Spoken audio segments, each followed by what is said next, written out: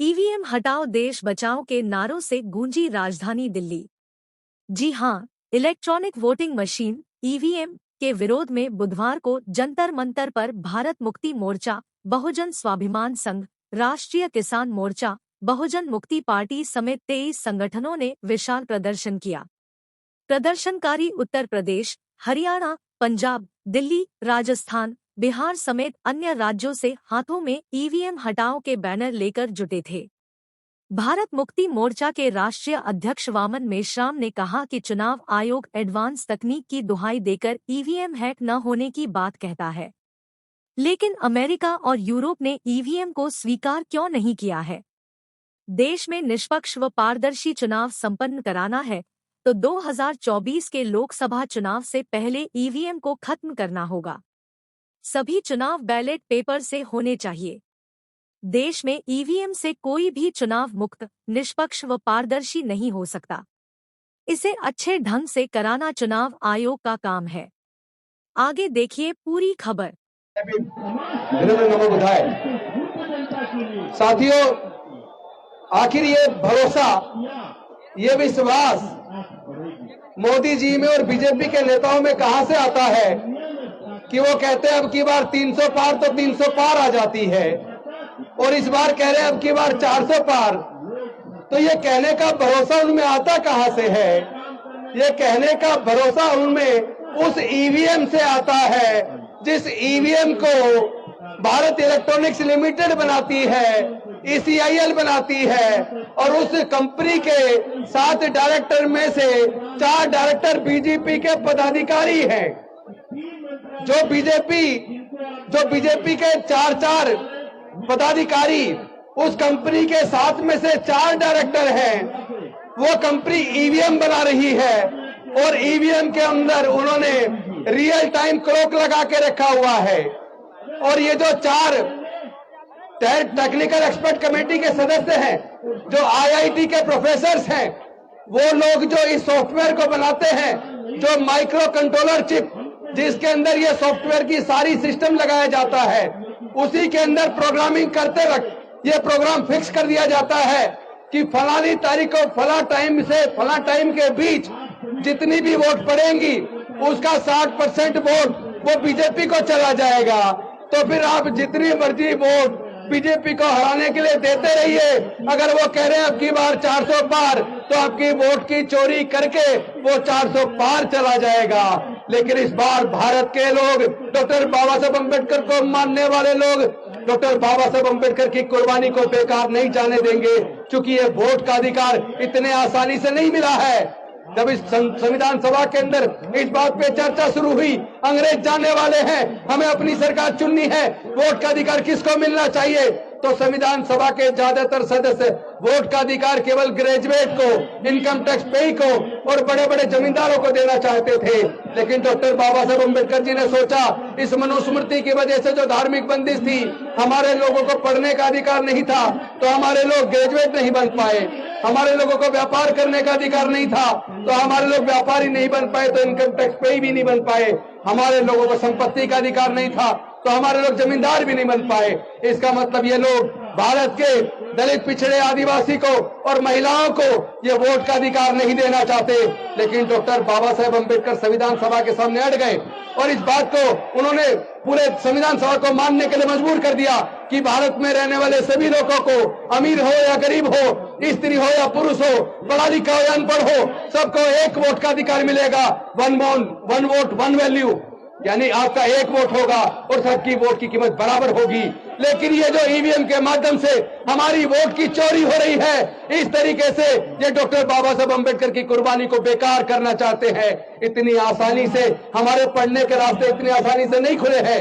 ये जो नौकरी का रास्ता मिला, तरक्की का रास्ता खोला, ये इतनी आसानी से नहीं हुआ। इसको दिलाने के लिए डॉक्टर बाबा साहब अम्बेडकर जी ने अपने 5 में से 4 बच्चे गंवा दिए, अपनी जवान पत्नी माता रमाबाई को गंवा दिया। तो हमारा सब कुछ इन्होंने जो लूटा है, ये अब चूंकि बाबा साहब ने जो रास्ता खोला था, इन्होंने शिक्षा को महंगा करके वो रास्ता बंद कर दिया और सब कुछ प्राइवेटाइज करके नौकरी का बस रास्ता बंद कर दिया, ठेकेदारी पर फैला दी और अब ईवीएम के माध्यम से हमारी वोट की ये चोरी करते हैं। मैं वामन में इस्लाम जी का धन्यवाद करता हूं। उन्होंने सबसे पहले ईवीएम के खिलाफ बैलेट पेपर वापस लाने का जो आंदोलन शुरू किया था, वो आंदोलन अब सफलता की तरफ बढ़ चला है। हम ना झुकेंगे, ना डरेंगे, ना बिकेंगे, ना डॉक्टर बाबा साहेब अम्बेडकर की कुर्बानी को बेकार जाने देंगे।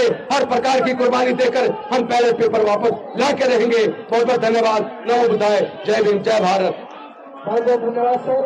अब सामने लिखा हुआ है सर, ये तो बहुत ही ज़बरदस्त विरोध है। विरोध के लिए इस सही समय है आज, क्योंकि ये जो सरकार है अब भी चुनाव को ईवीएम से करवाने के मूड में है और इसी तरह से भूमिका बना रही है।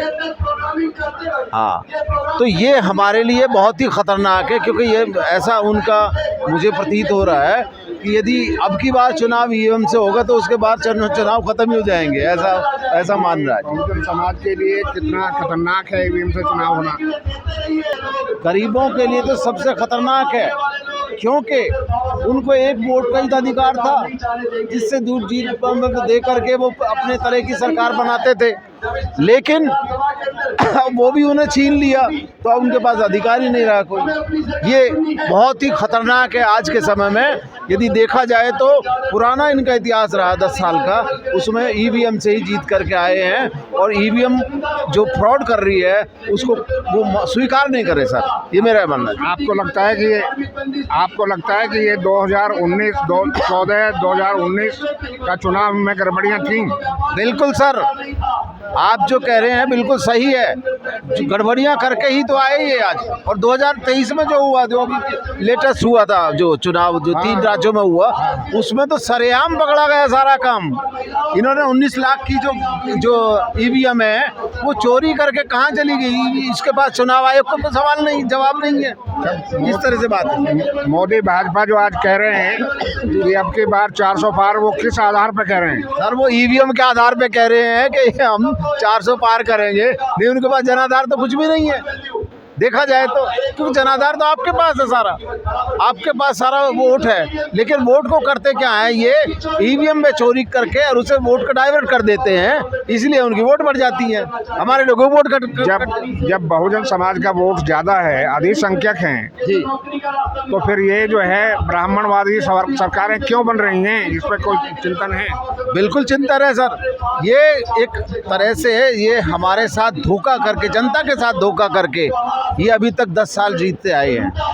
ये मैं आपको सत्यता बता रहा हूँ। आपको लगता है कि ये जो हमारा समाज टुकड़ों में बटा हुआ है उसका कारण नहीं है? बिल्कुल, ये भी कारण है, ये भी कारण आप सही बता रहे हैं, लेकिन उतना बड़ा कारण वो नहीं हो सकता, क्योंकि देखिए जो 2023 में जो इसके 3 राज्यों के जो चुनाव हुए, उनकी जो पहले जो उससे जो सोशल मीडिया पे जो बात आई और जो न्यूज़ चैनल बता रहे हैं, उसके विपरीत क्यों गया ये जो इलेक्शन उनका। आपका शुभ नाम क्या है? मेरा नाम धीर सिंह है, मैं गुड़गांव से आया हूँ और जो ईवीएम का विरोध दर्ज करने आए हैं।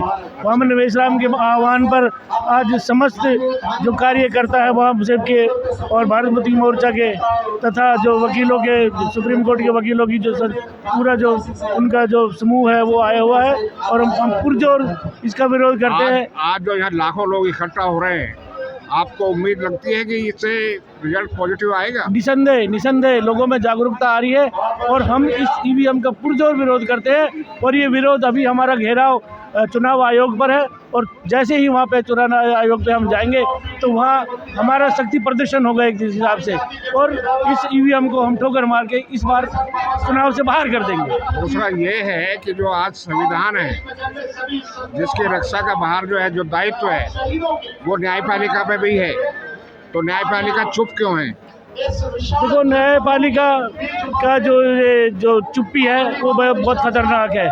न्यायपालिका को बिल्कुल खुले दिल से और तथ्यों के आधार पर निर्णय देना चाहिए। ईवीएम में गड़बड़ी हो सकती है और ये बिल्कुल प्रूव्ड है। संविधान की रक्षा का दायित्व जो है वो अदालतों पे है, जिसमें सुप्रीम कोर्ट और हाई कोर्ट है।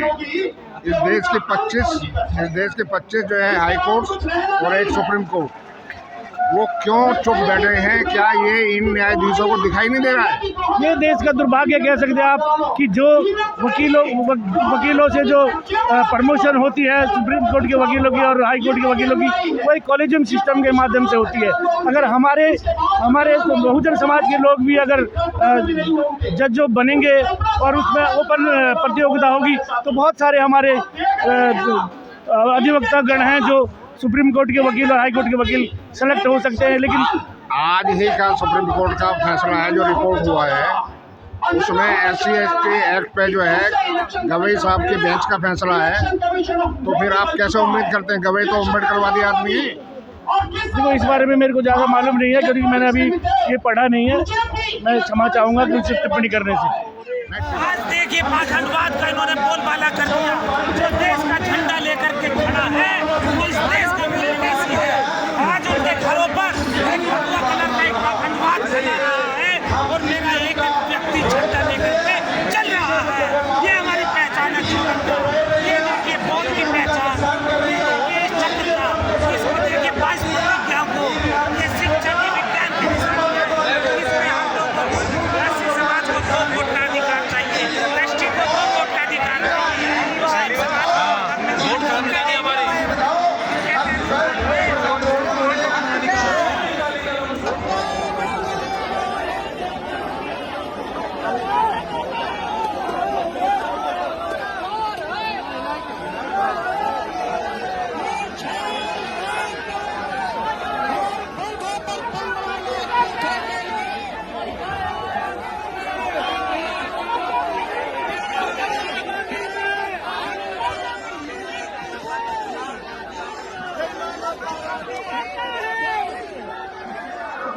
साथियों, आज इलेक्ट्रॉनिक वोटिंग मशीन के विरोध में आप लाखों के तादाद में यहाँ पर इकट्ठा हुए हो। इस देश में आरएसएस के मोहन भागवत के बाप का संविधान लागू नहीं है मनुस्मृति।